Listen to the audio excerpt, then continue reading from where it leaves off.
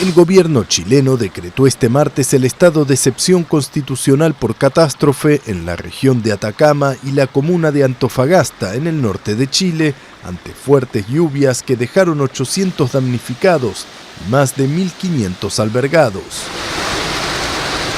La medida de excepción implica que las Fuerzas Armadas toman el control de la región, informó el ministro del Interior. Las informaciones oficiales evitan confirmar víctimas fatales, 6 personas se encuentran desaparecidas. Por su parte, la cuprífera estatal Codelco, la mayor productora de cobre del mundo, anunció que sus operaciones en los yacimientos ubicados en el norte de Chile se vieron afectadas por el temporal.